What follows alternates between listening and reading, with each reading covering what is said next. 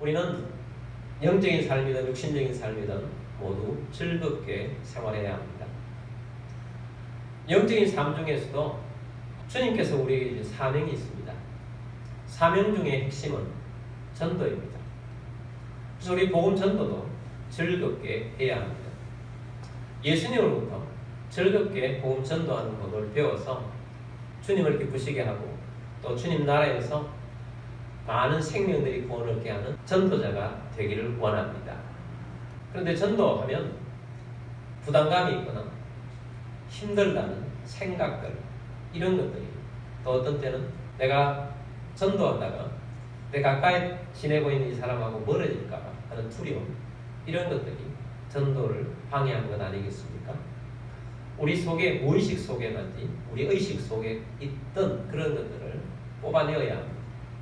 예수님께서 전도를 어떻게 하셨는가 하는 것입니다.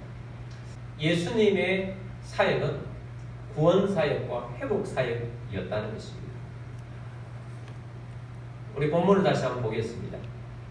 마태복음 9장 35절입니다. 예수께서 모든 도시와 마을에 두루 다니사 그들의 회당에서 가르치시며 천국 복음을 전파하시며 모든 병과 모든 약한 것을 고치시니라. 아멘. 자, 앞부분에 보면 예수님께서 모든 도시와 마을에 두루 다니사, 모든 도시라고 했어요. 한 도시라도 빠질까봐 예수님은 모든 도시를 다니시고 작은 마을들로 모든 마을들로 다니셨습니다. 왜 그렇게 했었을까요? 그들의 생명을 구원하기 위함입니다. 그들을 회복하기 위함입니다.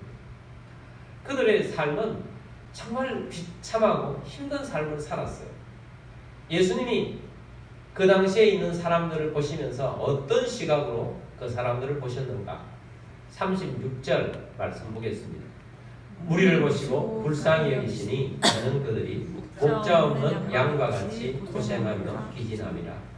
예수님이 백성들을 보시면서 어떤 시각으로 보았느냐? 목자 없는 양과 같다. 그래서 그 사람들이 고생하고 기진하여서 기진맥진 다 빠져서 그렇게 살아가고 있더라는 것입니다. 그래서 예수님께서는 그들을 불쌍히 여기셨습니다. 예수님께서 사람을 보는 시각은 목자의 시각으로 사람을 보았어요. 오늘 많은 사람들이 사람들을 볼 때 목자의 시각으로 잘 보지 않습니다. 그냥 약육강식 속에 살아가고 있다 보니까 많은 사람들이 다른 사람들은 좀 뭔가를 저 사람들을 이용해서 뭔가를 더 할 수는 없을까? 이런 식으로 세상을 보기 때문에 강자는 약자 것을 탈취하거나 약자는 어떻게 하든지 살아남으려고 하는 그런 속에 살아가고 있다 보니까 사람들을 보는 시각이 좋지 못합니다. 우리는 예수님의 시각을 배워야 합니다. 예수님은 목자의 시각으로 보니까 사람들이 이런 사람을 보든 저런 사람을 보든 모두가 다 어떤 양과 같아요? 목자 없는 양과 같다. 양은 목자가 없으면 죽은 것과 마찬가지입니다. 양은 목자가 없으면 죽은 것과 마찬가지예요. 그래서 방황하는 것입니다. 생존을 위해서 방황하는 것입니다. 몸부림을 치면서 방황하는 것입니다. 예수님은 그런 인생들을 보시면서 무리를 보시면서 불쌍히 여기셨습니다. 여기 불쌍히 여기셨다는 바로 이 단어는 원어적으로 보면 창자가 끊어질 듯한 아픔을 가진 깊은 슬픔의 놈이에요. 슬픔을 가진 마음을 가지고 불쌍히 보셨다는 것입니다. 사람들을 보는데 예수님이 창자가 끊어질 듯 하다는 거예요. 그래서 그런 눈으로 예수님이 보신 것입니다. 인생들이 왜 그렇게 되었는가? 아담의 타락 때부터 그렇게 된 것입니다. 아담의 타락은 우리 인생들에게 두 가지를 잃어버리게 만들었어요. 많은 걸 잃어버렸죠. 종합해서 보면 두 가지를 잃어버리게 만들었어요. 첫 번째는 영혼을 죽게 만든 것입니다. 아담이 타락한 다음에 영이 죽었어요. 아담의 영이 죽고 사람들의 영이 죽었어요. 영이 죽었다는 것은 하나님과 사람과의 관계가 죄로 말미암아서 끊어져서 다시는 이 영이 하나님을 찾을 수가 없는 상태가 된 것입니다. 그래서 영이 죽어버리니까 그 영혼들이 손과 육으로만 살아가는 것입니다. 여러분, 동물들은 영이 없잖아요. 그래서 사람들이 동물과 비슷한 모습으로 살아가고 어떤 사람들은 동물보다 더 못한 악한 모습으로 살아가더라는 것입니다. 왜? 영이 죽었기 때문입니다. 그리고 아담의 타락은 인간의 모든 삶을 파괴해버렸습니다. 어떤 삶입니까? 마음이 부패했어요. 그리고 육체가 연약해졌습니다. 그리고 육체의 연약성이 결국은 육체의 죽음으로 끝나게 되었다는 것입니다. 하나님께서 원래 우리 인간을 만드셨을 때 우리 인간 속에 하나님의 사랑을 부어주셨어요. 사랑의 마음이 풍성했어요. 아가페의 마음이 풍성했어요. 그런데 아담의 타락 이후에 이 사람의 마음이 부패하고 모든 걸 하는 것을 자기 중심으로 살아가게 되고 죄와 허물이 많은 인생들이 되게 된 것입니다. 사랑을 잃어버렸어요. 사랑이 오염되었어요. 그래서 사랑이 오염되어서 이기적인 사랑이 되다 보니까 가까운 관계에 있는 사람들도 그 사랑이 오염된 사랑이었어요. 사랑이 주는 행복이 있는데 이 행복을 잃어버리고 살아가기 때문에 방황하는 인생이 된 것입니다. 뿐만 아니라 육체도 병들고 약해지고 힘들어진 것입니다. 그래서 인간의 삶이 파괴된 것입니다. 그래서 예수님의 사역은 두 가지라고 그랬잖아요. 구원 사역과 회복 사역입니다. 예수님은 이 땅에 오셔서 인간을 구원하러 오셨어요. 영이 죽었기 때문에 죽은 영을 하나님과 다시 만나게 하기 위해서 죄를 없애주시고 구원해 주신 것입니다. 할렐루야. 그래서 예수님은 구원 사역을 하셨는데 예수님의 사역은 구원만 국한된 것이 아니에요. 예수님의 사역은 인간의 삶이 파괴된 것을 회복시키려는 것입니다. 부패한 마음을 다시 사랑으로 회복시켜 주시고 우리의 마음에 부패되지 않는, 오염되지 않는 그런 것으로 회복시켜 주시는 것입니다. 그래서 예수를 잘 믿으면 삶이 회복되고 관계가 회복되는 것입니다. 뿐만 아니고 모든 약한 것과 모든 병든 것들을 예수님은 다 치유해 주시면서 회복을 시켜 주시는 것입니다. 그래서 예수님의 사역은 구원 사역이요 회복 사역입니다. 그래서 예수님이 두루 다니며 복음을 전파하시는 그 모든 것에서 한 사람이라도 더 회복을 시켜주시기 위해서 다니셨어요. 그래서 예수님은 이 일을 얼마나 열심히 하셨습니까? 두루 다니며 모든 도시와 모든 마을로 다녔다는 이 표현대로 하면 예수님은 그들을 구원하는 데 있어서 육신은 많이 피곤해졌지만 힘들다 이런 게 예수님이 없었어요. 전도의 부담감, 저 생명들을 구원하는데 쟤는 안 되겠어 이런 부담감이 없었어요. 관계가 끊어질까 봐 하는 그런 게 없었어요. 왜냐하면 구원시키고 회복시키는 즐거움이 너무 컸기 때문입니다. 올해 초에 저희 아파트 라인에 한 분이 이사를 가시면서 키우던 많은 화초들을 저희 교회에 헌물을 하고 가셨어요. 그래서 우리 교회 들어온 입구 또 그레이스홀에 그 화초들이 제법 많이 있죠. 제가 얼떨결에 주시면서 너무 감사해서 제가 잘 키우겠습니다 하고 문자도 보냈어요. 약속을 했기 때문에 잘 키우려고 노력을 합니다. 근데 제가 잘 키우는 능력이 잘 안 돼요. 그전에도 키우려고 몇 번 했다가 또 죽을 때마다 좀 안타까웠어요. 근데 약속을 했으니까 또 좀 더 잘 키워야 되고 죽이면 안 되겠다 하는 그런 마음이 자꾸 드는 거죠. 근데 우리 교회 와서 다행히 감사하게도 더 풍성해지고 더 좋아지는 것들이 있는데 또 어떤 것들은 좀 잘 안 맞는지 잎이 시들어지고 잎이 떨어지고 말라가고 이런 거예요. 그래서 유튜브도 보고 네이버 지식인도 찾아보고 챗GPT도 찾아보면서 분갈이도 하고 그랬더니 잎이 살아나기 시작하는 거예요. 생명이 다시 살아나기 시작해요. 그걸 보면서 참 기쁨이 있더라고요. 식물도 살리는 기쁨이 있는 사람을 살리는 기쁨은 어떻게 무엇으로 비교할 수가 있겠습니까?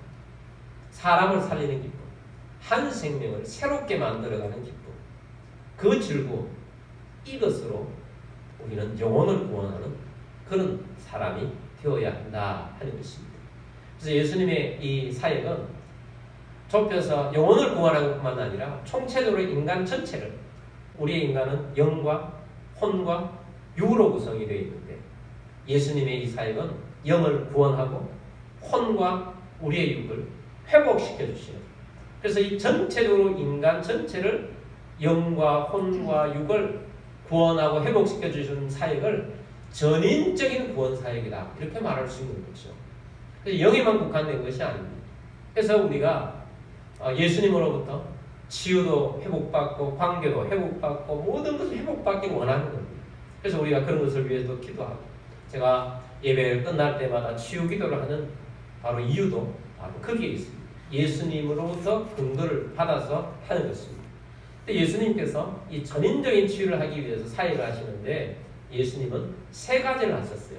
그래서 이 세 가지를 예수님의 삼중 사역이다, 이렇게 부릅니다. 35절 말씀을 다시 보겠습니다. 예수께서 모든 도시와 마을에 두루 다니사 그들의 회당에서 가르치시며 천국 복음을 전파하시며 모든 병과 모든 약한 것을 고치시니라. 아멘. 자, 첫 번째 사역은 가르치시는 사역인데 그들의 회당에서 가르치시며 라고 했어요. 예수님은 회당에서 가르치시며 가르치시는 사역. 두 번째는 전파하는 사역입니다. 천국 복음을 전파하며 예수님은 천국 복음을 전파하셨어요. 세 번째는 치유하는 사역입니다. 모든 병과 모든 약한 것을 고치십니다. 그래서 예수님의 사역을 총체적으로 정리하면 이 세 가지 사역을 가지고 하셨습니다. 우리들도 예수님께서는 가라고 하시잖아요. 너희는 온 천하에 다니며 만민에게 복음을 전파하라고 하시잖아요. 너희는 가서 모든 민족을 제자로 삼아 아버지, 아들과 성령의 이름으로 세례를 베풀라고 말씀하시잖아요. 가르쳐 지키게 하라고 말씀하시잖아요. 그래서 우리들도 주에 믿지 않는 자들을 가서 가르치며 전파하며 치유하며 그렇게 하려고 해야 하는 것입니다. 첫 번째는 가르치는 사역입니다. 예수님은 가르치셨습니다. 여러분, 이 세상에 많은 가르침이 있습니다. 우리는 많은 것을 배우고 자라나고 있습니다. 근데 성경이 가르침, 예수님의 가르침은 어떤 것이냐? 진리를 가르치는 것입니다. 이 세상에서는 삶을 살아가는 방법, 또 우리가 어떻게 하면 기술적으로 어떻게 사회생활 속에서 하는 이런 것을 가르쳐주지만 예수님의 가르침은 참된 진리의 말씀을 가르쳐 주고 있습니다.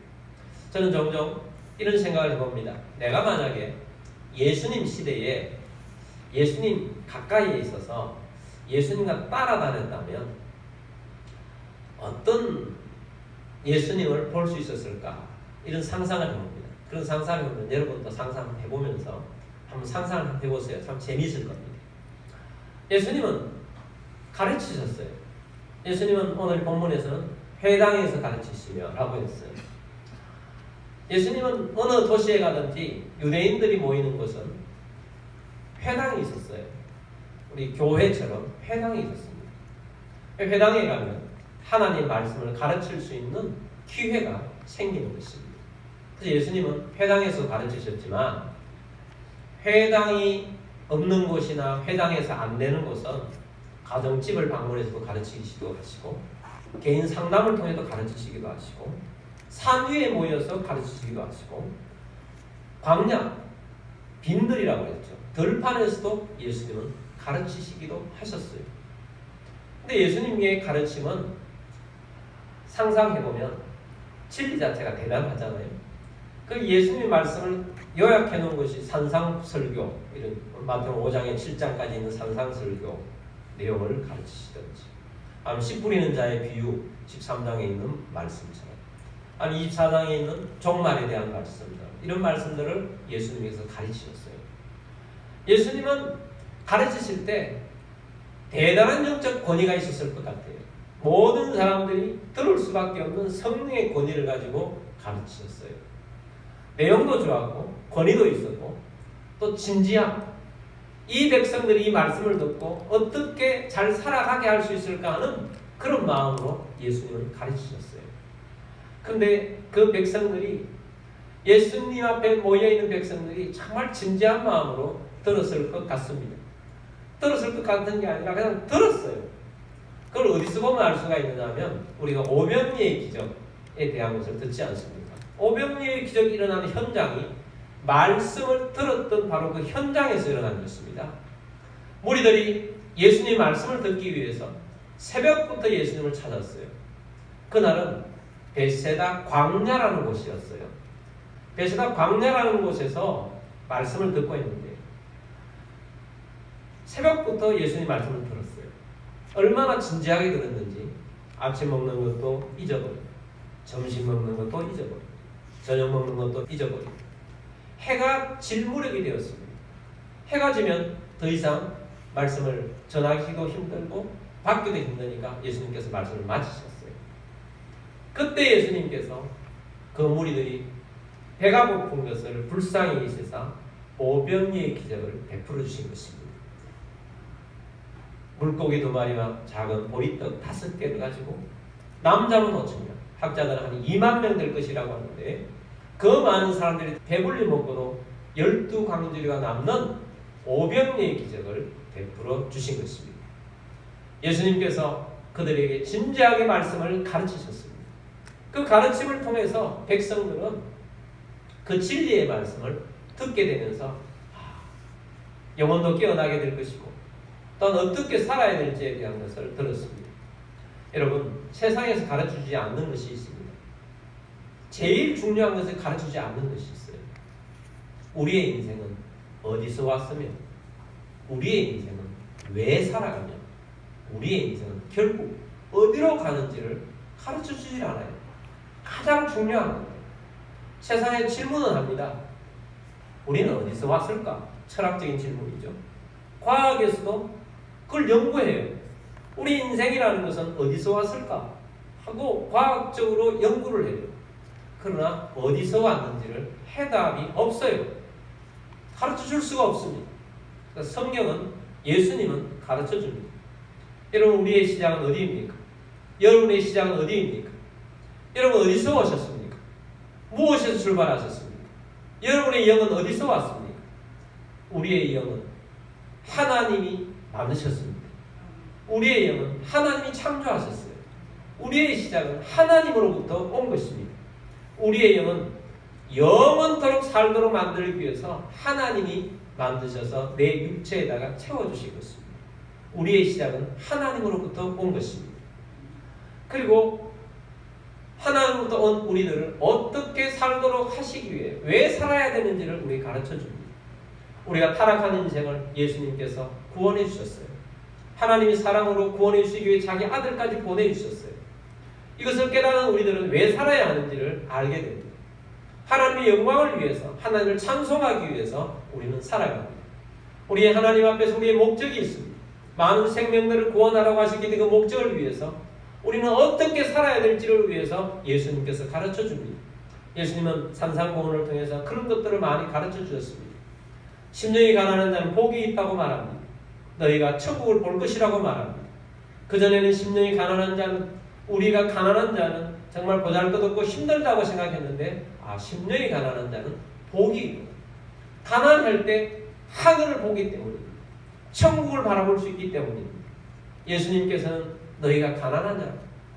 너희 가난한 것이 부끄러운 것이 아니다. 너희에게 천국을 주려고 지금 잠시 잠깐 심령이 가난한 것이다. 그렇기 때문에 심령이 가난한 자는 복이 있다. 감사하며 살라. 하나님을 바라보며 살라고 예수님께서 말씀을 하시는 거예요. 비판하지 말라. 비판하는 너희가 비판한 그 비판으로 너희가 도로 비판을 받을 것이다. 비판하지 말고 축복하며 감사하며 칭찬하며 살라고 하십니다. 평안을 빌라고 하십니다. 왜 그렇게 사느냐? 너희가 그렇게 살아야 하나님의 뜻대로 사는 것이다 라고 말씀을 하고 있습니다. 너희는 구하라. 그리하면 너희에게 주실 것이요. 찾으라. 그리하면 찾아낼 것이요. 문을 두드리라. 그리하면 너희에게 열릴 것이다. 그러므로 구하고 찾고 두드리며 살라고 합니다. 여러분 어떻게 살 것인지를 성경은 또 예수님은 우리에게 가르쳐 주고 있습니다. 그러면서 이 세상만의 끝이 아니다. 어디로 가는지 우리의 인생도 종말이 있고 온 세상도 종말이 있다고 말씀하십니다. 예수님께서는 말씀하세요. 내가 다시 이 땅에 재림할 때에 이 세상은 불타고 없어질 것이고 새하늘과 새 땅이 임할 것이다. 그리고 너희는 영원한 천국에서 새롭게 살게 될 것이다. 근데 어떤 사람은 안타깝게도 심판의 부활로 나올 것이고 믿음의 사람들은 생명의 부활로 나올 것이다. 너희는 어디로 가는지 분명히 알라라고 예수님께서 말씀으로 가르쳐 주신 것입니다. 그래서 예수님께서 그 하늘의 진리를 가르쳐 주시면서 복음을 전파하신 거예요. 그래서 오늘 우리들도 이 땅을 보면서 우리의 시각이 중요한 것입니다. 사람들 보면서 저 사람 부자구나, 저 사람 권력자구나, 저 사람은 똑똑한 사람이구나, 이런 것도 우리가 보지만 그것보다 더 중요한 것은 목자의 눈으로 그 사람을 봐야 합니다. 목자의 눈으로 보면 목자 없는 양과 같이 어떤 잘 나가는 사람이라 할지라도 헤매가 있구나, 방황하고 있구나, 고생하며 기진하고 있구나, 저 사람 구원받아야 될 사람이야, 하나님을 모르고 있어. 그래서 하나님 예수님을 소개하면서 그들을 구원으로 이끌고 회복으로 이끌어가는 주의 백성으로 살게 되는 것입니다. 그럼 여러분, 오늘 우리들도 예수님으로부터 많은 가르침을 받고 있습니다. 우리 또한 배운 것들을 가르치며 살아가는 우리들이 되기를 원합니다. 두 번째는 전파하는 사역입니다. 복음 전파가 아니면, 복음이 아니면 구원 얻을 수가 없습니다. 여러분, 우리가 가지고 있는 이 성경 말씀은 진리지 않습니까? 진리 속에서 우리가 이 말씀을 통해서 우리가 구원을 얻는데 성령이 아니고는 이 진리를 통해서 거듭나지를 못하는 거예요. 너무 신기한 거죠. 어떤 사람은 성경을 엄청 많이 읽어요. 근데 성령으로 읽지 않으면 눈이 열리지 않아서 성경은 많이 하는데 구원을 얻지 못해요. 구원 백성이 되지 못해요. 그래서 복음 전도는 반드시 성령으로 전파되어야 하는 것입니다. 예수님 당시에 니고데모라는 바리새인이 밤중에 예수님을 찾아왔어요. 사람들이 눈이 있어서 밤중에 찾아왔습니다. 근데 니고데모는 어릴 때부터 성경을 많이 읽었고 배웠고 암송도 하고 그 성경 박사예요. 그런데 니고데모는 거듭나지 못했어요. 예수님께서 니고데모를 딱 보시면서 예수님이 니고데모의 문제가 뭔 줄 아셨던 거죠. 거듭나지 못했기 때문에 예수님께서 가장 먼저 니고데모를 만나자마자 사람의 물과 성령으로 거듭나지 않으면 하나님 나라에 갈 수 없다라고 말씀하시면서 거듭나야 한다라고 니고데모에게 제시를 하신 거죠. 복음 전파는 거듭나게 하는 것입니다. 생명을 살리는 사역이에요. 구원하는 사역이에요. 그래서 복음 전도는 성령으로 이 사역을 감당할 수 있도록 하는 것입니다. 그래서 오늘 우리들이 복음을 전파하는데 생명을 살리는데 복음으로 말미암아 살리는데 성령의 능력으로 우리가 생명을 살린다 하는 것입니다. 그러므로 여러분, 성령님을 우리 가운데 주신 것은 성령을 통하여서 우리의 입술을 통해서 생명을 살리라고 해 주신 것입니다. 우리에게 성령을 주셨는데 우리가 성령님을 구합니다. 성령님을 구할 때 우리에게 능력이 나타나고 권능이 나타나도록 하기로 해서 우리가 성령님을 구합니다. 그런데 어떤 내 능력을 나타나는 걸 보기 위해서 그냥 방언만 하는 게 위해서 그런 것이 아닙니다. 생명을 살리기 위해서 성령님을 우리 가운데 보내주셨고 성령의 능력과 권능으로 예수님이 원하시는 일들을 이루어갈 수 있도록 해주시도록 하기 위해서 예수님이 오신 것입니다. 그러므로 여러분, 예수님처럼 복음 전파하는 것을 기쁘게 하는 여러분들이 되길 원합니다. 살리면 그 살리는 기쁨이 얼마나 커요. 얼마나 놀라워요. 살리는 기쁨, 회복시키는 기쁨이 있기 때문에 그 기쁨을 가지고 예수님은 즐거움으로 생명을 살리는데 헌신하셨습니다. 세 번째는 치유하는 사역입니다. 예수님은 모든 병과 모든 약한 것을 고치셨습니다. 예수님 당시를 따라다녔다면 굉장히 매일 기쁘고 즐거울 것입니다. 말씀이 주는 기쁨은 내적인 기쁨이에요. 그런데 말씀을 듣다가 막 치유가 일어나는 거죠. 어떤 경우에는 어떤 사람이 시각장애인인데 예수님께 눈을 탁 뜨게 해줬어요. 그때 눈을 뜬 사람의 그 기쁨, 눈을 떠서 막 기뻐하며 즐거워할 때 그 주변에 우리가 있었다고 생각해봐요. 함께 기뻐하며 와 하고 박수치며 예수님을 찬양하고 높이지 않겠습니까? 어떤 때는 기머리가 귀를 들으면서 말이 열리고 하는 모습을 보면서 함께 기뻐하는 거죠. 간질병에 걸려서 불에도 넘어지고 자빠지고 넘어져서 거품을 흘리는 어떤 아이를 예수님께서 귀신을 내쫓으시며 고쳐주셨어요. 아버지도 기뻐하는데 그것을 보는 주변에 있는 사람들은 박수치며 기뻐했습니다. 어떤 경우에는 청년이 죽어서 외동아들이 죽어서 장례를 하고 있는데 예수님께서 가시다가 장례를 멈추고 관을 열게 하시고 청년아 일어나라 했더니 죽은 자가 살아났습니다. 외동아들 아들 바라보고 있었던 그 어머니가 그 아들이 다시 살아남으로 말면 그 기쁨이 얼마나 커요. 그 기쁨에 함께 옆에 있는 자들은 얼마나 큰 기쁨으로 동참하겠습니까? 예수님이 제자가 되었다는 것은 예수님의 이런 사역을 통해서 함께 기뻐하고 즐거워하는 동참하는 일이 있는 것입니다. 여러분 오늘 우리들도 이 가운데에서 막 질병이 치유나 갑자기 일어나면 모두가 기뻐하는 거예요. 그 기쁨, 그 즐거움, 그것이 예수님과 함께하는 사역 속에 있는 것입니다. 그래서 오늘 우리들이 그 기쁨 속에 즐거움으로 이 복음을 전파하는데 모든 병과 모든 약한 것을 고치는 일에 우리가 기뻐하고 즐거워하면서 치유하며 나아가는 우리 모두가 되기를 바랍니다. 이미 소천하셨습니다마는 여의도 순복음교회를 세우셨던 조영기 목사님은 불교적인 배경, 유교적인 배경에서 살아왔어요. 근데 학창시절에 폐결핵에 걸려가지고 얼마 있지 않으면 죽는다. 그 당시는 의학이 발달되지 않아서 죽는다는 아주 청천벽력 같은 소식을 듣게 되었습니다. 집에서 누워있습니다. 죽음을 기다리고 있는 것입니다. 소망이 없습니다.